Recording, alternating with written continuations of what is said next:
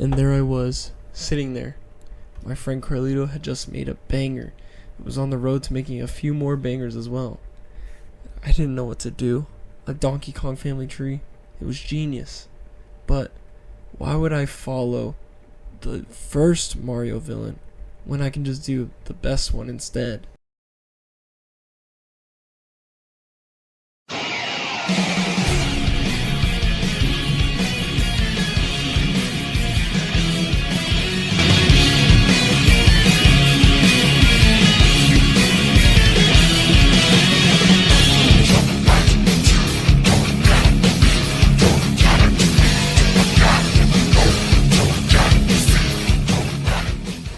As you know, I hate to waste any time, so let's jump right on in. First off, we got Bowser. Bowser has always been portrayed as the king of the Koopas, and chronologically speaking, has had a rivalry with Mario dating all the way back to Super Mario World 2 Yoshi's Island, when both of them were just babies. In fact, in Super Mario World 2 Yoshi's Island, it is stated that Kamek the Magic Koopa has been raising Bowser from infancy, which means that not even Bowser knows his real parents, and technically speaking, we can't go any further than Bowser back in time. Bowser has many powers, from dark magic that includes teleporting, causing shockwaves to come out from his jumps, fire breath, charging, and transforming victims. While Bowser has all these powers in his base form, we also know that Bowser has other forms accessible to him. First off, we have Giant Bowser. When Bowser's life is at risk, adrenaline supercharges his body, allowing him to grow thousands of times his size. Next up, Dry Bowser. Dry Bowser is one of Bowser's most common forms, as we see it the most amount of times out of all his forms other than Giant Bowser. But with Dry Bowser, if his flesh is melted, burned off, or otherwise removed, he will be reverted to a skeleton. Next up, we have Giga Bowser, the Smash exclusive. It is a special transformation obtained after Bowser breaks open a Smash Ball. While in this form, Bowser can still be hurt, but he will not flinch, and all of his attacks become much more powerful. As of late though, this form of Bowser has only appeared within the Super Smash Bros. Series of games and never in an official Mario game, so it's likely that Giga Bowser is non-canon. With the help from the Skyland Fairy's Persephone, Bowser could transform himself into Magma Bowser. As Magma Bowser, his strikes are fire enhanced, he can shoot a more powerful flame, and he can summon dry bones from out of nowhere. Next up, we have Dreamy Bowser. As Dreamy Bowser, Bowser gains an increase in size, strength, and durability. He also gains the ability to summon a giant hammer out of nowhere, create dreamy versions of his airships and minions, summon piles of meat to heal himself, and divide his fire breath into 3 separate streams. With the power of unknown power-ups, Bowser transforms into a form known as Metal Bowser. He weighs 10 times his original weight and should be nearly indestructible. Next up, we have Fury Bowser. It is a form of Bowser that takes place in the Bowser's Fury mode of the Super Mario 3D Land world. Along with being one of the biggest incarnations to date, he sports a pitch black color scheme and constantly exhales fire. He can rain fireballs across entire islands, bring long strings of fire at his targets, rain fury stakes all over the area, curl up into his shell, either roll sideways, excavate giant fury stakes, or jump up and slam into the ground, spikes first, generating a fiery shockwave, breathe massive fireballs, and kick bombs, and even turn docile cats into enemies. And if you ask me, this is the one that would kick every Bowser's ass.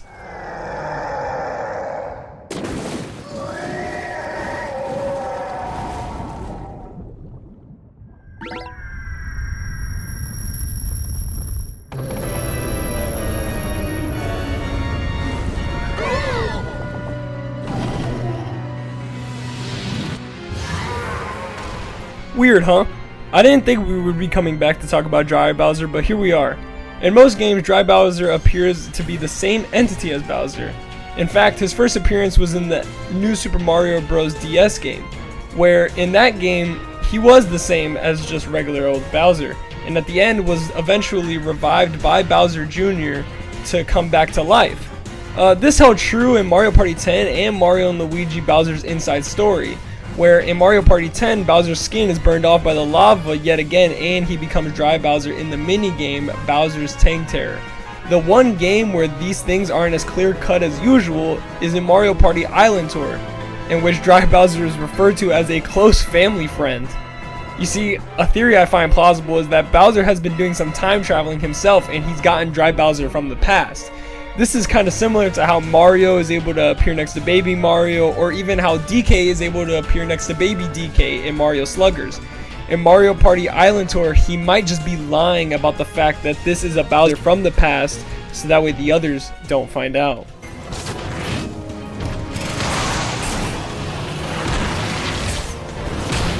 We do have Bowser Jr. Bowser Jr. is known in Japan as Koopa Jr., but not to be confused with the Koopa Kids from Mario Party. Bowser Jr. is the secondary antagonist of the Mario series and is the only child son of Bowser and the apparent heir of the Fire Kingdom. Bowser Jr.'s biological mother is unknown, similar to how Bowser is unsure of his parents, but we can say that for sure Bowser is the father. Not only does this make Bowser's real name Bowser Sr., but throughout multiple iterations, Bowser always refers to him as son. In fact, for a majority of Super Mario Sunshine, Jr. was convinced this random white princess, aka Princess Peach, was indeed his mother. Yeah, this lady. I don't know how Bowser got away with that, but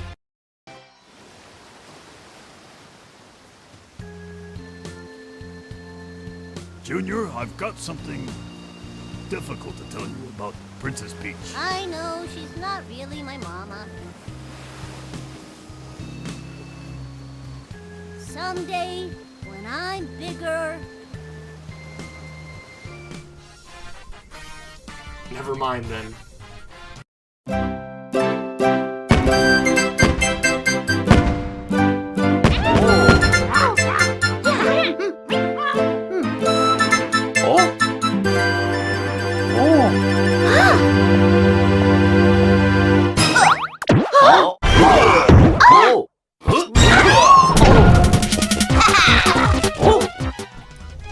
First, to start off these 7 Koopa bastards, we have Ludwig von Koopa. Ludwig von Koopa is the boss of Pipeland when we first see him, and we know later on through translations in the game manual that he is the eldest of the Koopalings and Bowser's second in command in terms of the Koopalings. He is the cleverest out of the Koopalings, easily recognized by his big tufts of hair that he has on his head. He got a mature air about him, but he likes to show off and can sound a bit pompous. On the other hand, he has also been portrayed as the most cynical of his siblings, as he expresses disbelief that Princess Peach would ever agree to marry his father in the Super Mario Adventures comic. He steals the blue magic wand of Pipeland's king, whom he turns into a piranha plant or Yoshi, depending on which version you're playing of the game. Ludwig is also known to be precarious and conceited. Like most of the Koopalings, he has a spiked shell, yellow scales, and the ability to breathe fire. You see, what sets him apart though is his wild hair and his overbite, which is a single fang in the upper center of his lip. Another aspect of Ludwig not found both in Japanese in-game context and Japanese bios is his love of classical music and his interest in composing. He waves the conductor's baton in Mario is Missing, and his UK blurb in Mario Kart 8 calls him the Conductor of Chaos, which, might I add, is quite a badass name. But let me also add that I fucking hate this kid. This kid is by far my least favorite Koopaling, and it's not even close. But we'll get more into that as we get further on. Next up, we have Lemmy. Lemmy is the smallest of the group and is often associated with childish traits due to his stature and personality. He is well recognized for his multicolored mohawk and later a yellow ponytail for some reason, his crossed eyes, and the magical ball he balances on in most appearances. His special abilities also kind of deal with these same bouncy balls, but that's besides the point. Lemmy is also known as the Clown Prince of the Koopas, which is a pretty sick name, and would apparently prefer to join the circus rather than commit crimes and conquest. In Mario Kart 8, he also has banners called Lemmy's Tire Service, which implies that besides the circus, he also has an interest in automobile repairs. On the banners, Lemmy is seen balancing on a tire in a similar fashion to how he balances on his rubber ball. Lemmy also had an obsession with the plumbing-based hero Dirk Drainhead, and could somehow understand Larry's picture-only dialogue. This man gets renamed Hip in the cartoon, and it is a stupid name at first until you realize. Boom! Yes, Iggy, the GOAT. Hands down one of my favorite Koopas. This man gets renamed Hop Koopa to go along with his little quote-unquote twin Hip, aka Lemmy. Iggy is depicted as a crazed mechanical genius and childish in personality when together with Lemmy Koopa. His two main outstanding physical characteristics are his glasses and his light green hair, which was originally pink, light blue, and yellow, which is kind of similar to how Lemmy looks now. Yes, I know the Koopalings may already have one genius, but that little blue-haired bastard means absolutely nothing to me. If anything, Iggy might be smarter. He was notably the first Koopa to speculate that the reason Minion randomly started attacking them in Bowser Jr.'s journey was because they had been brainwashed by Fawful, while Ludwig was completely oblivious to it. Iggy is known to have a short fuse in many cases. One specifically, he was shown in Bowser Jr.'s journey when they have him getting angry and slamming his Koopa clown car on an enemy while wreathed in flames, and then making clear he was still angry even after this. But this was justified as he was only protecting Jr. You see, I don't know about you, but Iggy can stay in my blunt rotation anytime.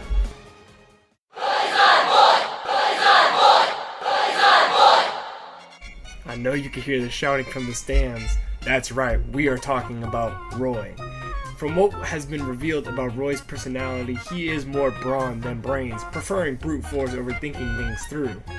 Crazy thing is, in Super Mario Bros. 3, the Japanese manual and materials related to the game, Roy speaks in a Kansai dialect. I read this and I found a strange idea.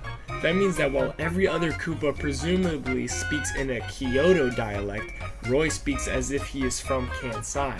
Does this mean Roy lived in a different home than the others? A way to find some affection in his father dad by showing him that he is different? Who really knows, man? In addition, his usage of a Bill Blaster in the new Super Mario Bros. Game suggests that he likes using firearms as well. Kinda crazy to have a firearm specialist as a foster child, but hey, what do I know? I found out that in the Super Mario Kun manga, there was a moment where Roy farted in the faces of Iggy and Ludwig as well. I don't know how much defense glasses would provide Iggy, but I do know is that you would get a nasty case of pink eye as a result. Funny, but not surprising, Roy outright says that books are dumb in Mario and Luigi's Paper Jam, but later on in Paper Mario Color Splash, he tells Mario that he started going to night school because knowledge is power. That's what I call character development. Roy is also kind of a sarcastic prick as well. In Bowser Jr. Journey, upon first meeting the best fitness friends, he says, "Man, Bowser will let anyone in here." But despite this whole douchebag nature he has, Roy has shown to care for the Koopalings, to be there when they need him the most. And for that, Roy is alright in my book. For our next Koopaling, we got Morton, another idiot, just like Lemmy, but in this case, it's a buff idiot. Morton is not bright at all. Morton is also said to be a grouch, a trait confirmed in the Nintendo's player guide for Super Mario Advance 4.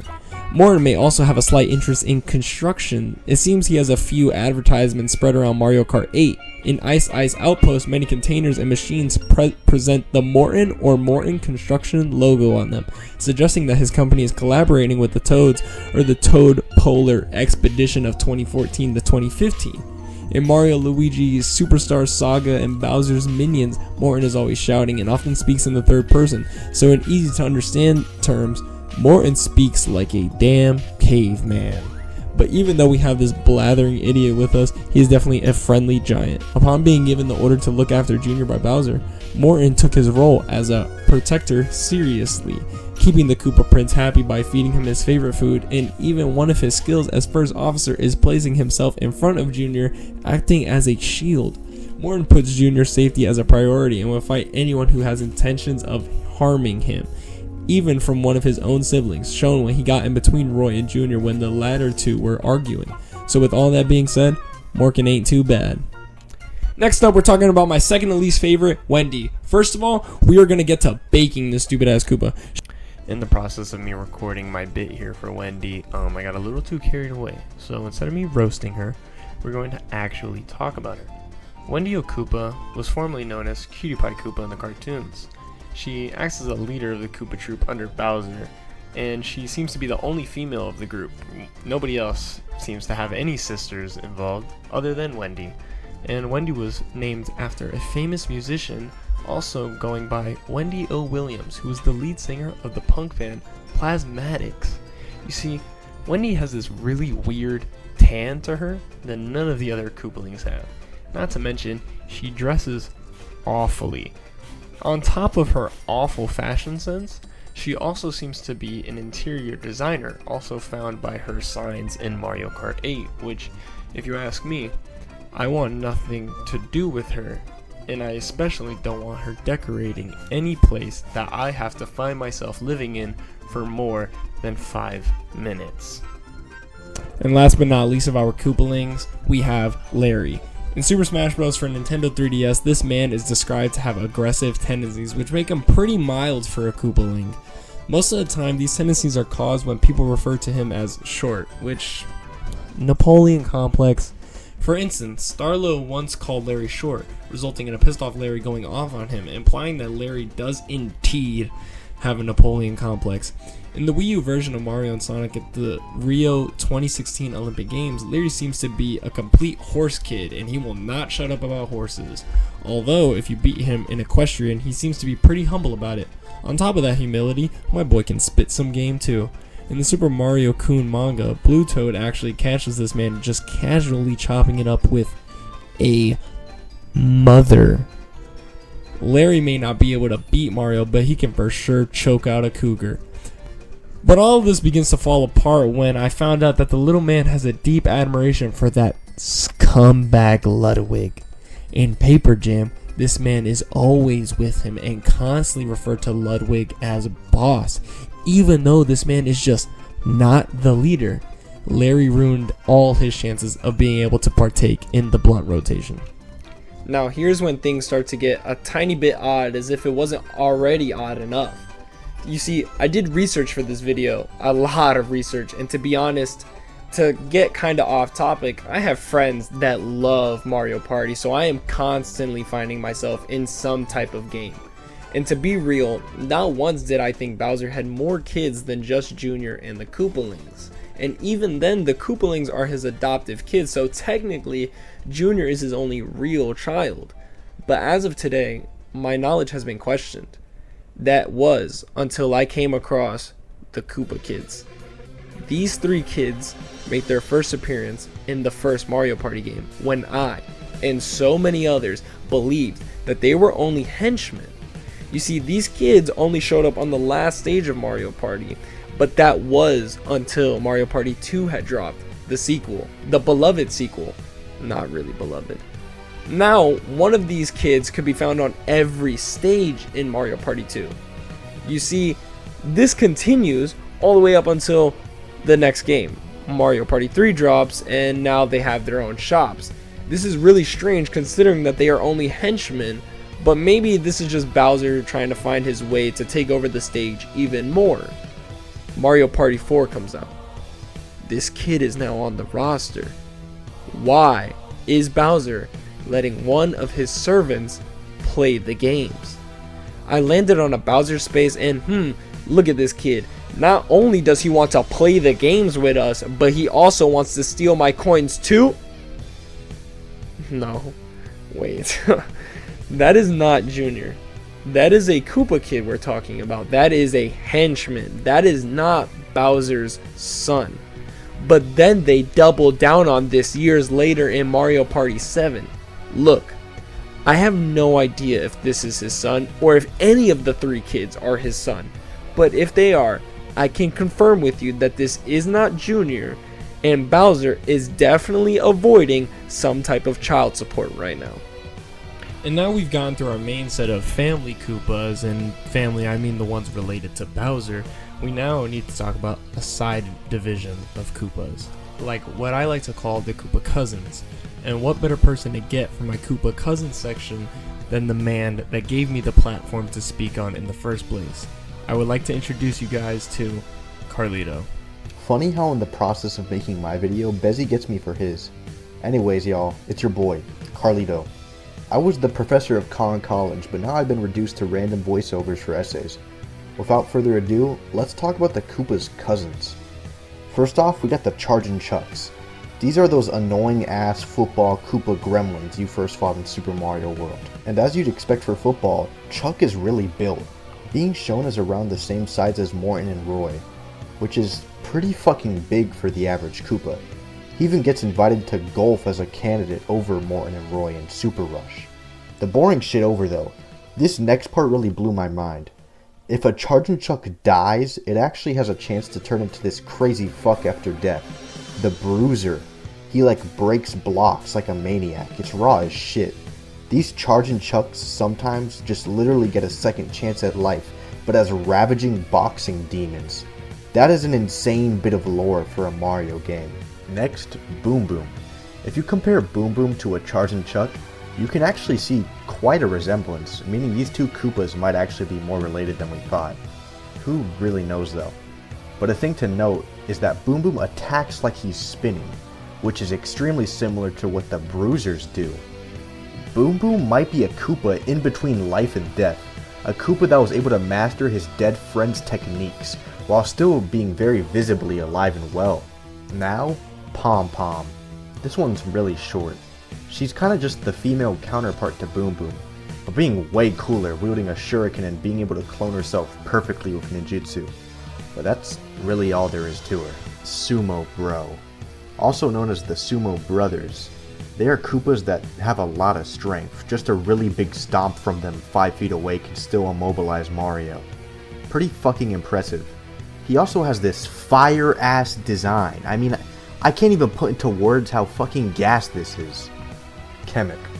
You may know him as Magic Koopa, and you wouldn't necessarily be wrong calling him that. He was known as Magic Koopa until the game Yoshi's Island.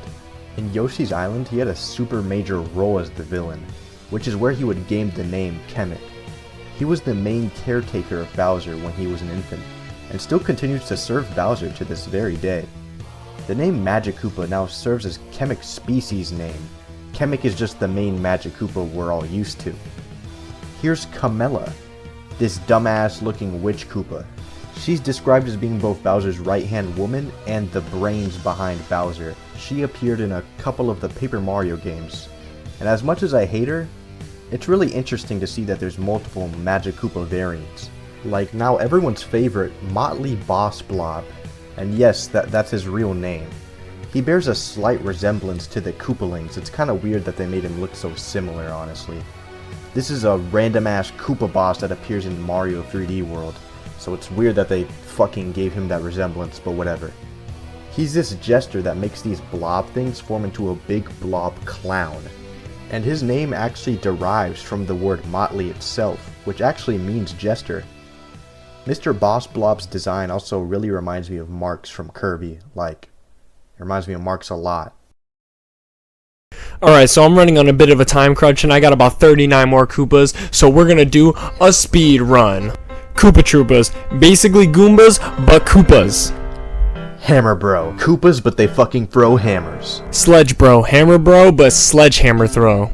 Limbo Bro, retired sledge bros that play a fierce game of limbo.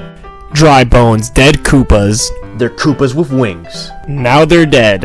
And Koopa, this fucking dope looking Snorlax Koopa. Beach Koopas, Koopas trying to get a tan. Big Koopa.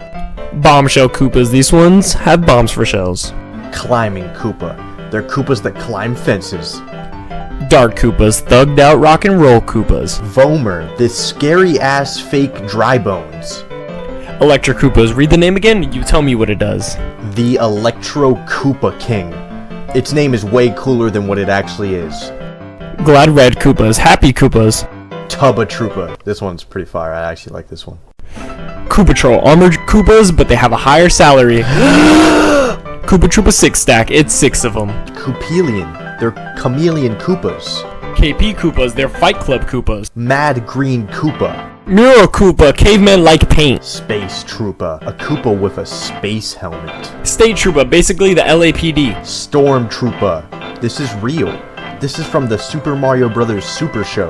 Super Koopa, you heard me right, it's just Superman. This Battletoads looking ass Koopa is the Super Troopa. Terrapin, they're just fish Koopas. Torte, he's a fish Koopa but has professional cooking skills. Chef Torte, a German chef with a reputation for baking wedding cakes. I shit you not. Were-turtle. It's like the were-hog, but it's a turtle. Lakitu, he's a goggled Koopa who rides clouds. I bet you didn't know this one was a Koopa, because I sure as hell didn't. Rocky Wrench. It's a mole that appears out of holes and throws wrenches at you. Spike, he's a small Koopa who is constantly throwing something around. Clubba. A variant of Spike that holds a giant mace. He looks really dope. And last but not least, we have Snooze the Koopas, the papa of all the Koopas. This is the dude who started it all. This is the base. This is the fish of the whole evolution chain. There's nothing more to it. I am done. You're welcome.